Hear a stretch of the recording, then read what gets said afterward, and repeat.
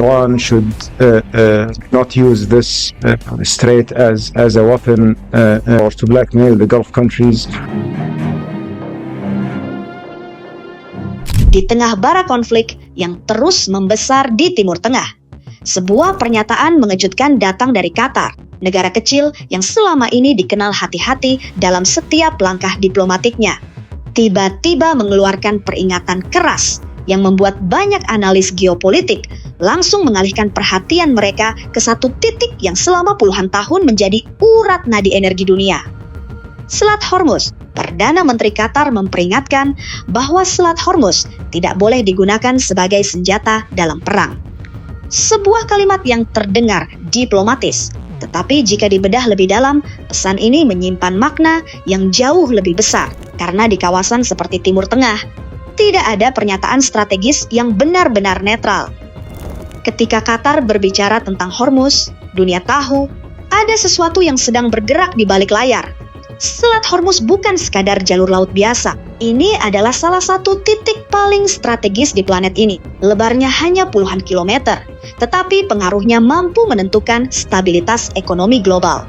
Setiap hari, jutaan barel minyak mentah dan gas alam cair melewati jalur sempit ini. Negara-negara penghasil energi seperti Arab Saudi, Uni Emirat Arab, Kuwait, Irak, hingga Qatar sendiri sangat bergantung pada selat ini untuk menyalurkan energi mereka ke pasar dunia. Sementara negara-negara konsumen besar seperti China, Jepang, India, Korea Selatan, hingga negara-negara Eropa juga menggantungkan kestabilan pasokan energi mereka pada terbukanya jalur ini. Artinya jika Selat Hormuz terganggu, bukan hanya Timur Tengah yang bergejolak, dunia bisa ikut gemetar. Lalu pertanyaannya, mengapa Qatar berbicara sekarang? Waktu kemunculan pernyataan ini bukan kebetulan. Ketegangan regional sedang berada di titik yang sangat sensitif.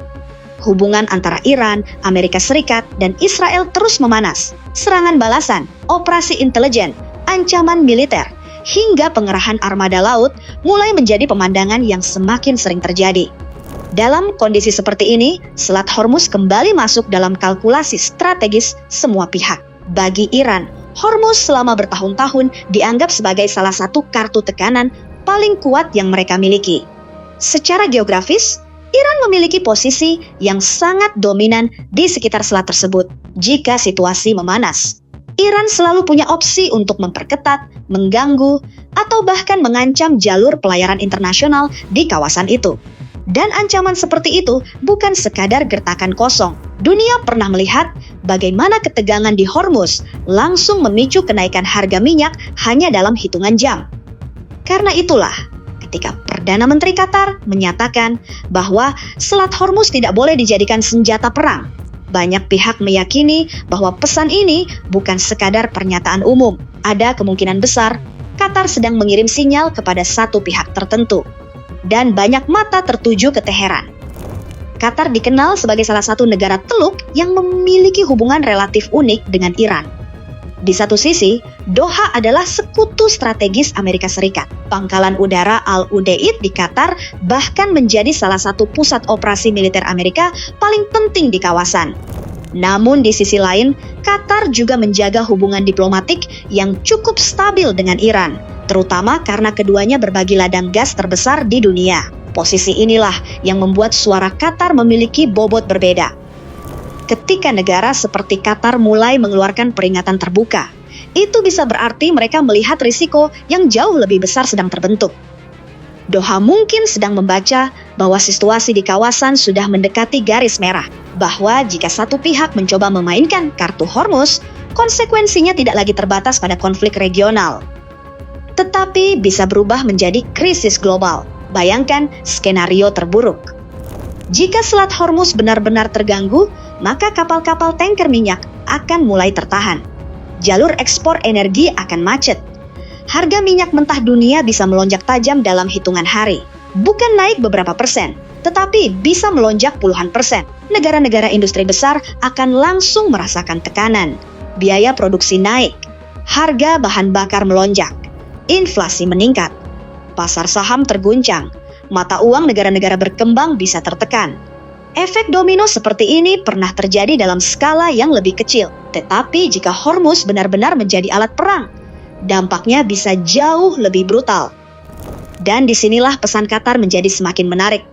Mereka bukan hanya bicara tentang keamanan regional, mereka sedang bicara tentang stabilitas ekonomi dunia. Banyak orang berpikir perang modern hanya ditentukan oleh rudal hipersonik, drone kamikaze, kapal induk, atau sistem pertahanan udara. Padahal dalam realitas geopolitik, perang modern juga sangat ditentukan oleh logistik, energi, dan jalur perdagangan. Dalam banyak kasus, menutup satu choke point strategis bisa lebih mematikan daripada meluncurkan satu batalion rudal. Hormuz adalah salah satu choke point paling penting di dunia. Dan semua pihak tahu itu. Amerika Serikat tahu, China tahu, Rusia tahu, Iran tahu, negara-negara Teluk tahu. Itulah sebabnya setiap pergerakan militer di sekitar Hormuz selalu dipantau ketat oleh intelijen global. Dalam beberapa tahun terakhir, kawasan ini telah berkali-kali menjadi titik panas. Ada kapal tanker yang disita, ada kapal dagang yang diganggu, ada laporan drone pengintai, ada patroli, kapal perang, ada latihan militer besar-besaran. Semua ini menunjukkan satu hal. Hormuz bukan hanya jalur perdagangan. Hormuz adalah titik tekan geopolitik. Dan kini, ketika Qatar berbicara, banyak analis menilai bahwa negara-negara Teluk mulai khawatir perang tidak lagi bisa dikendalikan. Mengapa? Karena jika konflik antara Iran dan blok barat terus membesar, maka kemungkinan penggunaan aset-aset strategis seperti Hormuz akan semakin tinggi. Bagi Iran, ancaman terhadap Hormuz bisa menjadi alat negosiasi. Sebuah pesan bahwa jika tekanan ekonomi, sanksi, atau serangan militer terus meningkat, maka Iran juga punya kemampuan untuk menciptakan tekanan balik yang jauh lebih besar. Namun, bagi negara-negara Teluk seperti Qatar, Arab Saudi, Uni Emirat Arab, dan Kuwait, langkah seperti itu bisa menjadi mimpi buruk. Mengapa? Karena meskipun mereka mungkin bukan target utama perang, ekonomi mereka bisa ikut terpukul.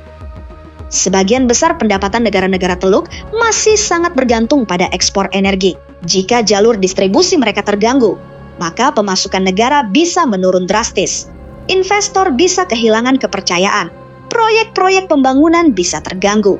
Stabilitas fiskal bisa terkena dampak. Jadi ketika Qatar bicara soal Hormuz, mereka sebenarnya bukan hanya sedang bicara soal perang, tetapi soal kelangsungan ekonomi kawasan.